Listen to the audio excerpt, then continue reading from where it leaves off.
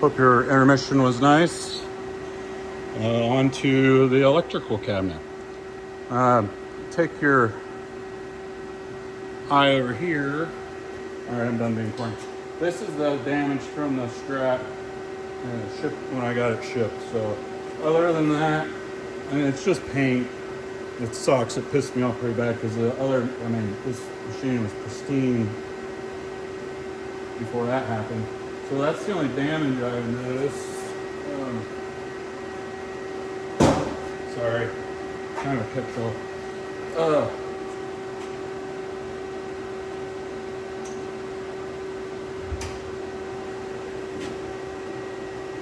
Pretty clean in there. I'll take you in for a closer look. All right, so yeah, it's got Syntax. That's the IO. Syntax, the controller. You should look that up. There's a ton of shit on the internet about them. I did look into that, trying to figure out the turret for a little bit, but I didn't get very far. There's your drives. They are Issaquah, which is the name brand. Some rebadged Fidal spindle drive. And then that's the tool turret drive, which is a Mitsubishi. So that's the name brand stuff.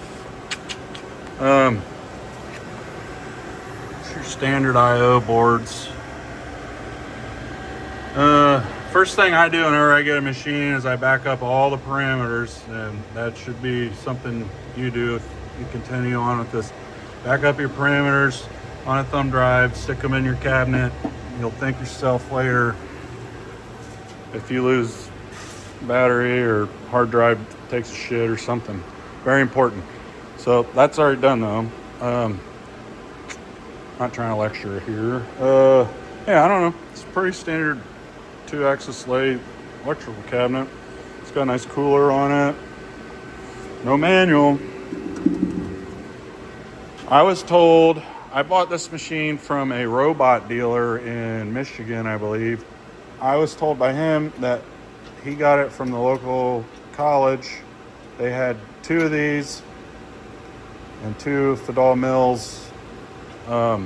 They were starting a CNC program and decided not to do it or something. So, I mean, there's literally like 0 time on these things. I think they cut like 2 test parts probably with the amount of chips I've seen inside.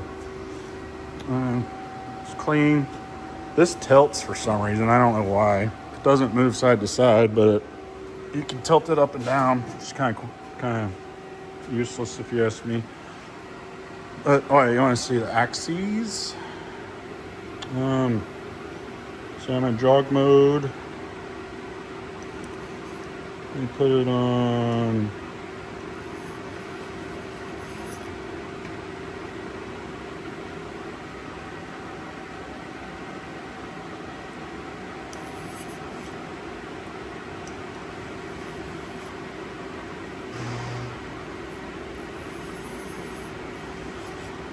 What the fuck am I doing wrong here? Oh, okay.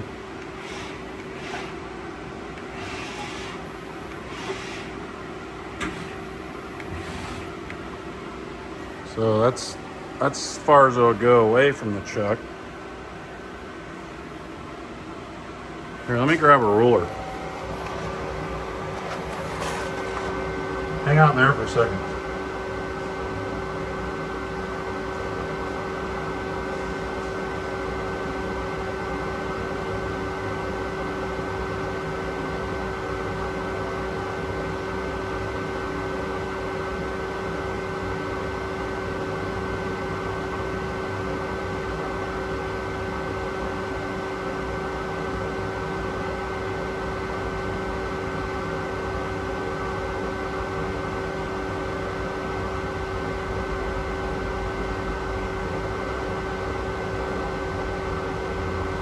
So you gotta excuse me, this is my first video like this. I've watched hundreds of them, but you think I know what to do. So you got 10 inches from the face of the chuck to this tool holder at its farthest So you could turn gang tool style, and you can load this whole thing up with gang tooling. You can turn a 10-inch, probably 8-inch part. I don't even know what size this chuck is. It looks like 6-inch or something. It's not very big. This is definitely not a big machine.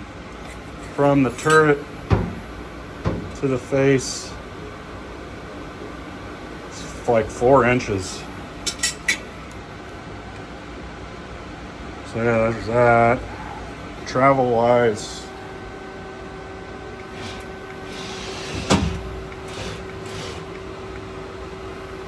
it goes. So I lied. You can load it up to about here with tools. That's still a shit ton of gang tools, not to mention the turret. So I don't know if you're familiar with gang tool turning, and I got a little lathe over here.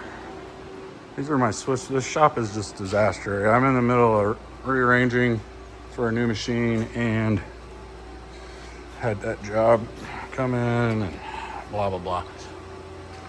Yeah, here's gangs. I'm sure you probably know, but here's my gang tool lathe I got set up for doing little parts. I turn, that's knurled spacer and knurled with fancy shit on it. No knurls. Anyway, there's a bar puller. So that'll come down, grab, after this is cut off, grab that. Chuck opens, boop. Chuck closes, this goes back, rinse and repeat. You can automate pretty cheap. The bar puller. It's a lot cheaper than these bar feeders. But there's a Citizen. It's a nice machine.